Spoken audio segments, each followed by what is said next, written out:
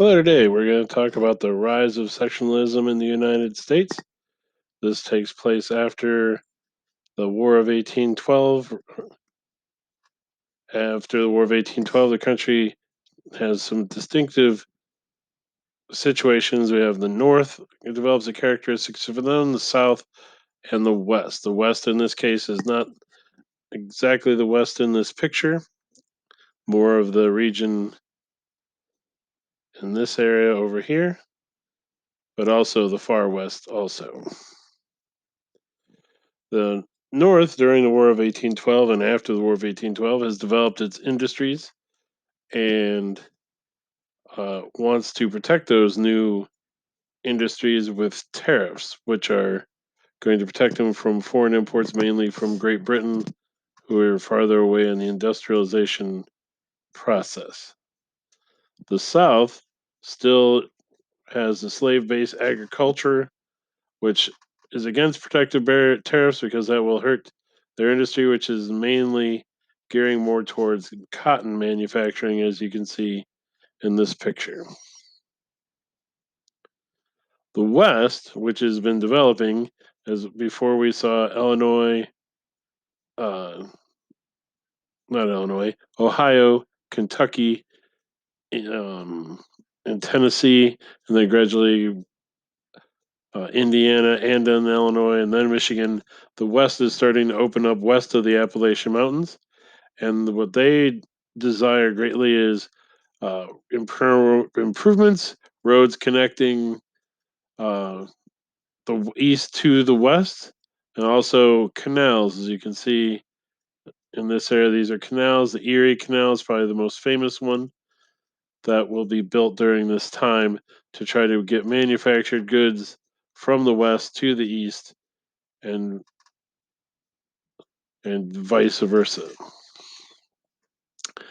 Uh, as they go west, the first crisis that's going to happen is when Missouri wishes to become a slave state. When they reach their quota of having enough people, 60,000 people, and that will tip the balance of power in the Senate towards the slave states.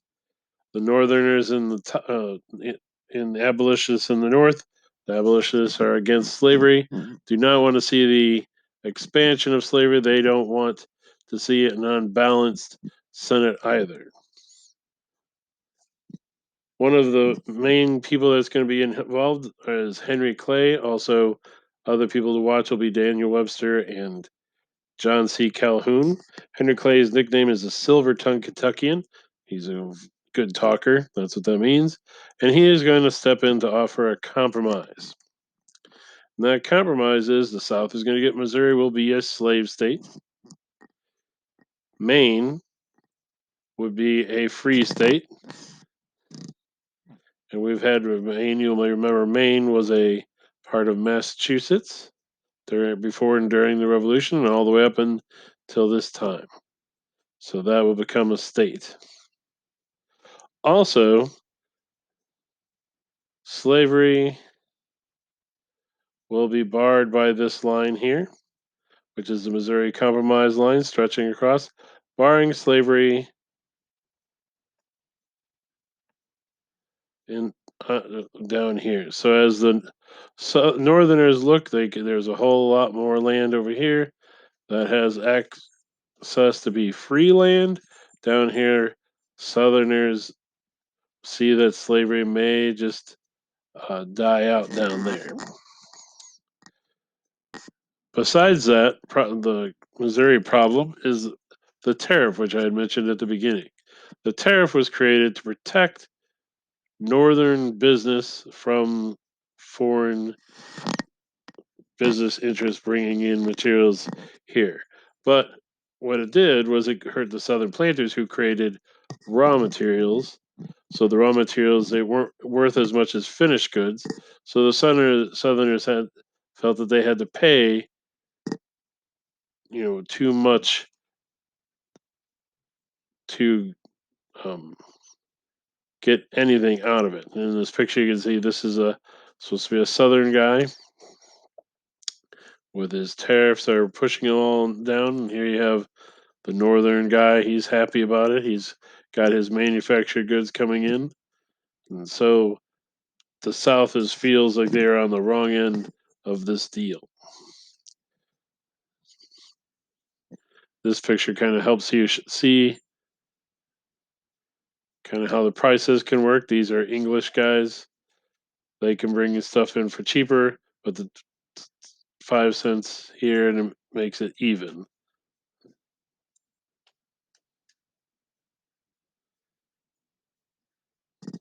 That's a pretty good explanation there. During this time, a lot of people, especially in the South, were starting to talk about this idea called states' rights. Not the idea that states have rights, but that it's this belief that the country, as you recall, when they created the country, the 13 colonies became the 13 states, which they cooperated and joined together to form the United States. And since the states joined together to make the country, they've have this idea in the states' rights doctrine that the states are in the end superior to the federal government, which the Constitution kind of worked out.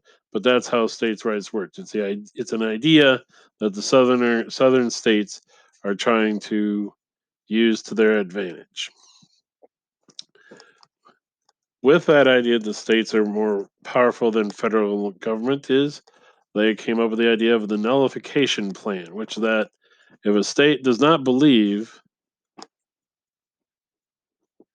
that a federal law is just, each state could just choose to follow or not follow any federal laws that it wanted. One of the people, this is John C. Calhoun. Uh, he was a vice president at the time under Andrew Jackson. He said that the South Carolina may have to secede from the Union because of the tariff of abominations. So they would leave the country. Andrew Jackson, the president at the time, uh, was not willing to have this happen. And so he threatened the South, especially South Carolina, saying that he would send the Army, Navy, and he would personally come down there and hang every traitor from the nearest tree, is something along those lines, he said. And so he was not going to allow them to go quietly. So we have a problem between the South, South Carolina specifically, trying to secede. Andrew Jackson threatening military action, starts to send the Navy down there. And once again, Henry Clay, the Silverton Kentuckian, steps in to offer a compromise and ends the nullification crisis and also ends the possibility of a war, putting off the Civil War for another 30 something years. And that is the end of this part of it. And uh, please make sure you check the attendance portion to make sure that you saw this. Thank you.